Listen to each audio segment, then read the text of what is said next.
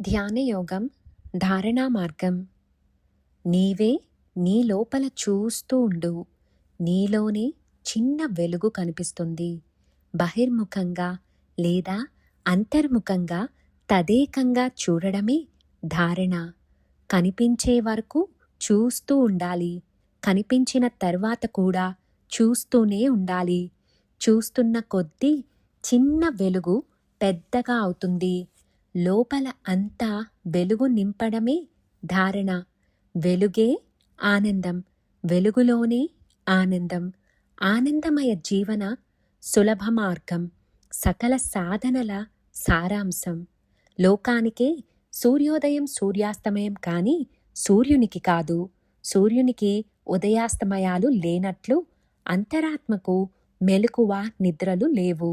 ఆత్మ ఎప్పుడూ ప్రకాశిస్తూనే ఉంటుంది. ఆత్మను కలిగి ఉన్న శరీరంలోని జీవుడికే నిద్ర మెలకువలు ఉన్నాయి. ధారణ ప్రధానంగా 2 విధాలు. ఒకటి బహిర్ముఖ ధారణ, రెండవది అంతర్ముఖ ధారణ. ప్రారంభంలో బహిర్ముఖ ధారణను బాగా అభ్యసించిన తరువాత అంతర్ముఖ ధారణలో ప్రవేశించాలి.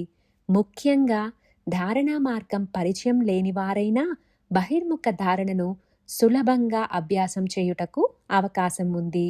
శరీరంలోని జ్ఞానేంద్రియాలు ప్రపంచ విషయాలను అనుక్షణం ధారణ చేస్తూ అనుభవింపజేస్తున్నాయి.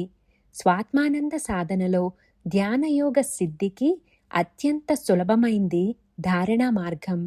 ఇది సహజ స్వాభావిక సనాతనమైంది.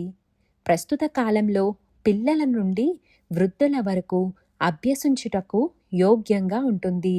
యోగాసనాలు, ప్రాణాయామం అవసరం లేదు. కేవలం ఉదయం సాయంత్రం 5 నిమిషాల నుండి 15 నిమిషాల సమయం వెచ్చిస్తే సరిపోతుంది. సంపూర్ణ శ్రద్ధ, ఆసక్తితో పాటు బలమైన నమ్మకం ఉండాలి. ముందుగా అనుకూల ప్రదేశంలో సుఖంగా కూర్చోవాలి. నేలపైన కూర్చునే అవకాశం లేనివారు కుర్చీలో లేదా సోఫాలోనో కూర్చోవచ్చు. మెడ, నడుము నిటారుగా ఉండాలి. తల దేనికి తగలకుండా చూసుకోవాలి.